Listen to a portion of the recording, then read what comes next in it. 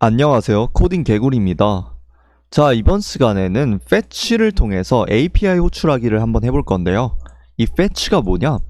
이 서버에 요청을 보내고 응답을 받아오기 위한 내장 함수입니다. 그래서 기본적으로 이 브라우저가 제공하고 있는 그런 함수라고 보시면 되는데, 물론 이 fetch 말고도 외부 라이브러리를 설치해서 원격으로 데이터를 가져올 수 있는 방식이 있는데, 이 fetch 같은 경우에는 추가적인 설치 없이 빠르고 그리고 편하게 쓸 수 있기 때문에 보통 이제 많이 씁니다. 자, 그래서 fetch 사용법에 대해서 간단히 말씀드리자면, 일단 fetch는 이제 함수이기 때문에 이런 식으로 쓰고요. 그 다음에 첫 번째 인자에는 주소를 받습니다. 그런데 주소라고 하면 아무 주소가 아니라 서버가 데이터를 제공하도록 만든 API 주소를 넣으셔야 됩니다. 그리고 두 번째 인자도 있는데, 이번 시간에는 저희가 데이터를 가지고 오는 것만 할 거기 때문에 이 두 번째 인자는 넘어갈 건데, 만약에 데이터를 수정하거나 아니면 삭제, 추가 뭐 등등을 한다, 그러면 이 두 번째에 데이터를 작성해 주셔야 됩니다. 아무튼 일단 두 번째 인자도 넣을 수 있다 정도만 알고 계시면 될 것 같고, 자, 그러면 이 API 주소는 어디서 얻나요? 라고 하실 수 있는데, 저는 이 JSON placeholder라는 사이트를 소개해 드리려고 합니다. 자, 그래서 JSON placeholder 주소 여기 있는데, 자, 여기를 접속해 보시면 기본적으로 API 연습을 위해서 만들어진 무료 테스트 서버고요. 여기 아래에 보시면 이런 식으로 가짜 데이터들을 제공해주고 있습니다. 그래서 이 100가지 포스트, 그리고 코멘트, 앨범, 포토, 뭐 할 일, 그리고 유저들 뭐 이런 식으로 있어요. 자, 그래서 이곳에서 fetch를 통해서 원격으로 데이터를 가지고 오는 연습을 한번 해보겠습니다. 상단에 살짝 올려주시면 이렇게 try it이라는 그런 공간이 있는데요. 자, 요거를 일단 run script를 한번 눌러보시면 결과물을 이런 식으로 받아볼 수 있습니다. 그래서 실제로 여기 보시면 todos의 첫 번째라고 파라미터가 되어 있는데, 자, 이렇게 살짝 내려보시면 todos 같은 경우에는 이제 200개가 있거든요. 200개 중에 첫 번째를 이제 리턴 시켜줍니다. 요거를 그대로 가져와서 자바스크립트 파일에 복사 붙여넣기 하겠습니다. 자, 그래서 이제 아직 요 문법 잘 모르셔도 됩니다. 일단 그냥 실행을 한번 해보면, 개발자 도구 열어주시고, 이렇게 보시면 completed first, id, title, user id 이런 식으로 데이터가 잘 들어오고 있습니다. 자, 만약에 제가 요 1 없애고 그냥 todos만 이렇게 실행을 한다고 하면 이렇게 200개의 데이터가 들어오게 되죠. 자, 저는 하나 말고 200개 데이터를 가지고 오는 식으로 할 거예요. 그래야지 이 데이터를 가지고 오는 시간이 좀 더 체감되게 오래 걸리기 때문에 저는 일단 todos라고 작성하고 200개를 가지고 오는 API 호출을 해보도록 하겠습니다. 자, 요거 같은 경우에는 이제 시간을 비교할 수 있는데요. 자, 여기 보시면 네트워크 탭이 있어요. 이런 식으로 열어주시고, 여기 보시면 여기 타임이라고 되어 있는데 724ms라고 되어 있죠. 요거는 이제 0.7초 걸렸다는 소리고요. 일단 요 시간만 좀 주목을 해주시고, 제가 만약에 요거를 하나만 가지고 오는 걸로 했다, 그러면 다시 실행을 해보면 현저하게 시간이 줄어드는 게 확인되죠. 자, 그래서 요거는 다시 수정을 해주시고, 뭐 이런 식으로 시간을 확인해 볼 수 있다라는 것을 알려드렸고요. 자, 그래서 다시 콘솔 탭으로 돌아오시고 이제 하나하나 요 문법이 어떻게 되는 건지 확인을 해보도록 하겠습니다. 저는 먼저 이 fetch 함수가 끝난 뒤에 콘솔 로그로 fetch 직후라고 콘솔에 한번 찍어보도록 하겠습니다. 자, 이렇게 하면 재밌는 게 뭐냐, fetch 직후라는 콘솔에 찍힌 다음에 데이터가 이제 오게 됩니다. 자, 그런데 당연히 데이터를 가지고 오는데 시간이 걸리기 때문이라고 생각을 단순하게 할 수도 있습니다. 하지만 좀 더 생각을 해보면 보통 자바스크립트 함수는 이전에 호출한 작업이 모두 끝나야 다음 코드가 실행되지 않나요? 그래서 그런 방식을 이제 동기적 방식이라고 합니다. 지금 코드를 살짝 보시면 fetch 함수의 작업이 모두 끝나기 전에 이 다음에 호출된 콘솔 로그가 이제 실행이 되었어요. 이와 같이 이전 작업이 끝나기를 기다리지 않고 다음 코드를 먼저 실행하는 방식을 이제 우리가 비동기 방식이라고 합니다. 그래서 비동기 방식. 보통 이렇게 서버에서 데이터를 가지고 오는 거는 바로바로 처리를 할 수 없기 때문에 이제 비동기 방식을 많이 활용해요. 자, 그런데 이런 비동기 방식을 그럼 어떻게 처리를 할까? 라고 하면 promise 객체라는 게 있습니다. 그래서 promise 객체를 활용을 하는데, 자, 요것도 이제 딥하게는 들어가지 않겠지만 간단하게 소개를 해드려야 요 코드를 이해하는 데 도움이 될 것 같아요. 자, 저는 먼저 요 두 번째, 세 번째 코드는 일단 제거를 하고, 그 다음에 요거를 이제 result라고 하고 const result라고 하고 받아주도록 하겠습니다. 자, 그리고 요거는 일단 지워주시고요. 요거 대신 그냥 result를 한번 출력을 해볼게요. 자, 이렇게 하면 promise라고 하고 pending 이런 식으로 되어 있어요. 그래서 fetch 같이 이런 비동기 작업의 결과를 전달해야 되는 그런 함수들은 이 promise 객체를 보통 리턴해요. 자, 그래서 이 promise 객체가 도대체 뭐냐? 자, 방금처럼 이 result라는 변수에 담아서 바로 result를 확인할 수 없잖아요. 그래서 임시적으로 비동기 작업의 결과를 나중에 전달하겠다라고 약속 차원에서 promise 객체를 만들어줍니다. 그리고 초기에는 이 promise 객체가 비어져 있다가 나중에 데이터가 도착하게 되면 채워지게 됩니다. 마치 그래서 지금 당장은 데이터가 없으니까 나중에 결과를 전달해주겠다, 약속을 한다 라고 보시면 되겠습니다. 아무튼 그래서 이 fetch라는 함수는 promise 객체를 리턴한다. 그러면 실제로 이 데이터가 도착한 다음에 그 데이터를 확인하는 방법은 어떻게 할까요? 자, 그거는 이제 then이라는 메서드를 활용해야 됩니다. 일단 이 then이라는 메서드 같은 경우에는 promise 객체에서 쓸 수 있는 그런 promise 내부에 있는 메서드고요. 자, 일단 요거까지 이제 살려볼게요. 그래서 이렇게 살리고 그 다음에 이 then 같은 경우에는 내부에 함수가 들어갑니다. 그리고 그 함수는 실제로 데이터가 도착한 다음에 실행이 돼요. 그래서 바로 실행이 되지 않는다. 그리고 그 데이터가 도착하면 첫 번째 인자에 이렇게 실제 데이터를 넣어줍니다. 그래서 그 데이터를 우리가 직접 한번 확인을 해볼 건데, 자, 이런 식으로 이름 없는 함수를 넣어줄 수도 있지만 저 같은 경우에는 아래에다가 함수 선언문을 통해서 get response라고 해서 응답을 받겠다 라는 식으로 함수를 만들어 주겠습니다. 그리고 여기에다가 response 이렇게 넣어 주셔야 되겠죠. 왜냐하면 get response 가져와 가지고 이런 식으로 이렇게 함수를 넣어 준다. 자, 요거 하나 없어야 되겠죠. 그러면 데이터가 도착했을 때 우리가 만든 이 함수의 매개 변수에 실제로 데이터를 넣어 줍니다. 그러면 우리는 뭘 하면 되냐? 이 response가 실제로 뭔지 한번 콘솔 로그에 찍어주면 되겠죠. 자, 보시면 response가 도착을 했어요. 자, 그래서 여기 보시면 이렇게 데이터가 많은데 이 body 같은 경우에는 실제 데이터가 안에 들어가 있고요. 그리고 이 response 객체 내부에서는 이 body를 확인할 수 없습니다. 자, 그리고 headers가 있고요. 그 다음에 ok가 있고 status, 그 다음에 뭐 URL 등등이 있어요. 자, 그런데 우리가 진짜 원하는 건 사실 이 body 내부에 있는 데이터죠. 자, 이 데이터를 어떻게 꺼내냐? 기본적으로 이 response라는 객체에는 이 JSON이라는 함수가 있어요. 그래서 요거를 호출해 주시면 됩니다. 이걸 호출하면 어떤 작업을 하냐? 기본적으로 이 body 내부에 있는 데이터를 꺼내줍니다. 그런데 여기서 꺼내준 데이터 그대로 우리가 자바스크립트에서 쓸 수 없어요.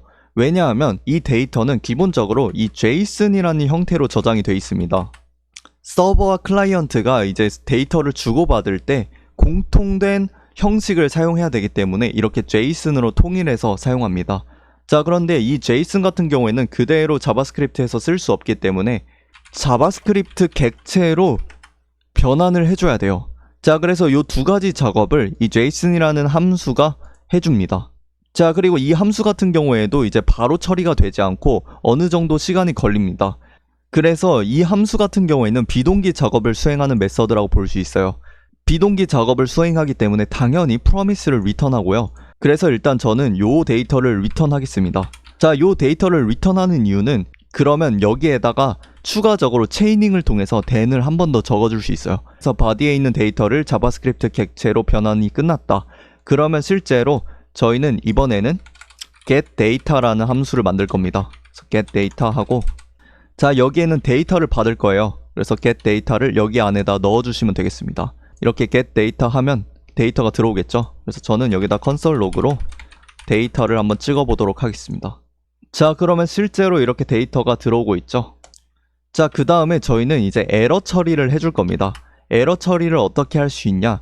캐치라고 하고 그 다음에 여기에다가는 콜백이 들어가요. 여기 같은 경우에는 제가 따로 함수를 만들지 않고 이렇게 이름 없는 함수를 만들어 주도록 하겠습니다. 자, 그리고 만약에 에러가 발생한다 그러면 여기에 에러 객체가 들어가요. 그 다음에 저는 에러의 메시지를 출력을 하도록 하겠습니다. 그리고 간단하게 에러라고 하고 이렇게 하고 메시지를 출력을 할 거예요. 그런데 지금은 에러가 발생하지 않아요. 그래서 제가 여기에다가 예를 들어서 막 이런 이상한 숫자를 넣어서 한번 실행을 해볼게요. 자, 그래서 확인을 해보시면 404 not found라고 하고 데이터가 실제로 들어오지도 않고 있어요. 그런데 여기서 문제가 뭐냐? 만약에 스테이터스가 404라서 응답 자체에서 문제가 발생했다라는 것은 결국 getResponse 함수에서 문제가 발생했다는 거예요. 그러면 애초에 이 getData 자체를 하지 말아야 되는데 이 getData도 지금 하고 있어요. 보시면 실제로 이 데이터를 출력을 하고 있죠. 조금 더 가시적으로 확인을 하기 위해서 저는 여기서 데이터라고 한번 콘솔 로그에 찍어 볼게요. 자, 이렇게 하면 데이터라고도 찍히죠. 그래서 저희는 만약에 이 리스폰스에서 문제가 생긴다, 그러면 이 리스폰스에서 끊고 실제로 그 다음 대응이 실행이 되지 않도록 하고 싶어요. 그리고 근본적으로 이 일이 일어나는 이유가 뭐냐? 이 404가 발생하더라도 응답 자체는 있기 때문에 여기에서 에러를 던져주지 않아요. 자, 이게 무슨 말이냐? 제가 여기에서 다시 컨솔 로그로 이 리스폰드를 한번 찍어 볼게요. 보시면 리스폰스가 실제로 오고 있어요. 물론 스테이터스가 404지만 응답 자체는 있는 것으로 이제 인식이 되고 있죠. 그래서 저희는 이제 보통 여기에서 if문을 써서 이 res의 OK를 확인을 합니다. 자, OK 보시면 false죠. 기본적으로 200대가 아니면 이 OK는 false가 됩니다. 근데 200대가 아니면 일단 문제가 발생한 거죠. 그렇기 때문에 OK가 만약에 아니다, 그러면 여기서 에러를 던져줍니다. 그래서 새로운 에러 객체를 생성해서 메시지 같은 경우에는 HTTP 에러라고 할게요. HTTP 에러. 자, 그래서 이런 식으로 한번 해보면 어떻게 변하냐? 네, HTTP 에러가 나고 실제로 이 데이터가 이제 출력이 되지 않죠. 왜냐하면 애초에 여기에서 바로 캐치문으로 넘어갔기 때문이에요. 자, 그래서 이런 식으로 에러 처리를 해줄 수도 있다. 또 한 가지 더 추가적으로 하고 다음으로 넘어갈 건데요. 만약에 이제 로딩 처리를 해야 된다, 그러면 let loading 이런 식으로 하고 처음에 이제 true라고 할 거예요. 자, 요거는 일단 빼줄게요. 요건 이제 필요 없으니까. 그리고 이제 캐치문 다음에 여기에다 finally라는 걸 써줄 수 있어요. 그리고 여기에다가도 콜백을 받고, 그리고 이 콜백 같은 경우에는 앞에 있는 모든 작업들이 모두 다 끝난 다음에 호출이 되거든요. 자, 그러면 실제로 로딩이 다시 false가 돼야 되겠죠. 그래서 fetch가 시작할 때 로딩이 시작하고, 그리고 모든 작업들이 다 끝난 다음에 로딩이 false다, 이런 식으로 해줄 수 있습니다. 자, 그런데 지금 코드 같은 경우에는 이 fetch를 이 자바스크립트 실행하면 무조건 호출하고 있어요. 그래서 이런 식으로 하기보다는 따로 이제 fetch data라고 함수를 만들어 줄 수 있습니다. 이런 식으로 만들고 여기에 있는 이 내용은 그냥 다 여기다 넣어 주시고, 그 다음에 로딩 같은 경우에도 이제 처음에는 false라고 해두고 이제 이 fetch data라는 함수가 호출되면 로딩을 true라고 바꾸도록 하겠습니다. 네, 이런 식으로 하면 이제 기본적으로 자바스크립트를 실행할 때 fetch data가 호출이 되지 않죠. 자, 그래서 저는 여기에다가 버튼을 하나 만들어 볼게요. 버튼을 만들고 id를 fetch 버튼이라고 할까요? 그 다음에 데이터 가져오기. 네, 이런 식으로 하도록 하겠습니다. 자, 그럼 이렇게 데이터 가져오기 버튼이 잘 만들어지고 이 상단에서 이제 버튼을 가져올 거예요. 그래서 const 그리고 버튼 이런 식으로 하고 document get element by id 하고 그 다음에 fetch 버튼이었죠. 네, 이런 식으로 가져와 주시면 되겠습니다. 그리고 이제 클릭할 때마다 이 버튼에 이벤트를 달아줄 건데요. 이런 식으로 하고, 자, 그리고 여기에서 저는 만약에 버튼이 이미 로딩 중이다, 그러면 리턴 시키도록 하겠습니다. 버튼이 휴식기일 때만 데이터를 가지고 오게 하고 싶어요. 그 다음에 우리가 이제 당연히 fetch 데이터 함수를 호출을 해야 되겠죠. 그 다음에 해줄 수 있는 게 뭐냐? 저는 함수를 하나 더 만들 건데요. set button text라고 하겠습니다. 자, 이게 무슨 말이냐? 지금 현재 로딩 상태에 따라서 만약에 로딩이다, 그러면 이 버튼에 로딩 중이라는 텍스트로 바꿀 겁니다. 그래서 저는 이제 버튼 텍스트 컨텐트 이런 식으로 할 거고요. 자, 만약에 로딩이 true다, 그러면 버튼의 텍스트 컨텐트를 로딩 중으로 하겠습니다. 그리고 그렇지 않다, 그러면 버튼의 텍스트 컨텐트를 다시 데이터 가져오기로 바꿔주면 되겠죠. 자, 그 다음에 이 함수를 어디서 호출을 해야 되냐? 자, 로딩이라는 스테이트를 바꾼 다음에 set 버튼 텍스트를 당연히 호출을 해야 되고요. 그 다음에 fetch 데이터에서 로딩을 이제 true로 바꾼 다음에 이 함수를 호출해 주시면 네, 완벽하게 잘 작동을 할 것 같아요. 자, 그래서 요거 한번 해볼게요. 자, 데이터 가져오기. 자, 지금 제가 요 URL 다시 안 바꿔줬죠? 자, 요거 다시 원래대로 바꿔주시고 다시 데이터 가져오기. 자, 그러면 지금 보시면 데이터 잘 가져왔죠? 자, 그리고 로딩 중이라는 텍스트도 잘 뜨는지 한번 확인해 볼게요. 네, 지금 너무 빨라서 사실 네, 살짝만 보이는데 제가 요거를 조금 더 잘 보이게 하기 위해서 여기에다가 set timeout을 한번 넣어 볼게요. 그래서 이렇게 해가지고 한 1.5초 정도만 추가해주면 될 것 같아요. 그래서 이렇게 하고 여기에다가 요 내용을 넣어줄게요. 자, 이렇게 하면 데이터 가져오기 누르면 로딩 중이 잘 뜨게 돼요. 자, 그리고 로딩 중일 때 클릭했을 때 네, 데이터가 발생하지 않죠. 자, 그리고 요즘은 이렇게 then보다는 async이랑 이제 await라는 문법을 이제 사용합니다. 자, 왜 이걸 사용하냐? 이게 훨씬 더 깔끔하고 약간 동기적인 코드 흐름으로 이제 사용할 수 있기 때문인데요. 자, 요걸 어떻게 하냐? 기본적으로 이 펑션 앞에 async라는 키워드를 붙여줍니다. 자, 그 다음에 이런 식으로 캐치문을 이렇게 체이닝으로 쓰지 않고 먼저 try라고 쓰고 그 다음에 이제 요 try 문 안에서 만약에 에러가 발생했다 그러면 바로 캐치 이런 식으로 해줄 수 있어요. 자, 그래서 에러를 받아주시고 콘솔 로그로 마찬가지로 에러라고 하고 여기에서 error.message 이런 식으로 해주시면 되고요. 이 try문 같은 경우에는 일단 되게 비슷하니까 그대로 가져올게요. 요거는 가져오면 될 것 같고 그 다음에 나머지는 조금 제가 처음부터 다시 해볼게요. 자, 먼저 response를 받아야 돼요. 그 다음에 비동기 함수 같은 경우에는 await 키워드를 사용해 주셔야 됩니다. 그래서 처음에 fetch를 했었죠. fetch의 이 API 주소는 요거였고 네, 이런 식으로 가져와 주시면 되고 그 다음에 만약에 res의 ok가 이제 아니다 200대가 아니다 이러면 throw new error 그 다음에 http error라고 할 거고요. 저는 그리고 여기서 res의 스테이터스도 그냥 같이 보여주도록 하겠습니다. 네, 이런 식으로. 그 다음에는 이제 데이터를 받아야 되는데 여기서도 await를 써주시면 됩니다. 그 다음에 이렇게 데이터를 이제 우리가 쓸 수 있는 자바스크립트 객체로 가져올 거고요. 캐치 다음에 이제 finally를 이런 식으로 써줄 수 있습니다.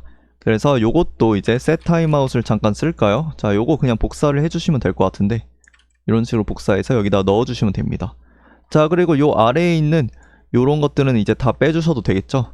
마찬가지로 이 펑션도 다 지워주셔도 돼요. 왜냐하면 지금 펑션 안 쓰고 있으니까요. 자, 그래서 한번 데이터를 가져와 보면 그리고 데이터를 가지고 온 게 지금 확인을 할 수가 없어. 콘솔 로그로 데이터를 한번 확인을 해보도록 할게요. 네, 이런 식으로 하고 네, 데이터가 실제로 잘 가지고 와지고 있습니다. 자, 그래서 이렇게 async랑 await를 쓰면 어떤 장점이 있냐?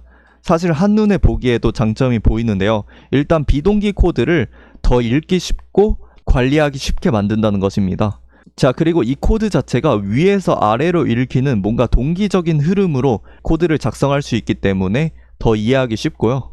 자, 만약에 then 같은 경우에는 만약에 작업이 많아진다 그러면 계속 이런 식으로 줄줄이 써야 돼요. 자, 요거는 코드 가독성이 그렇게까지 좋지 않거든요.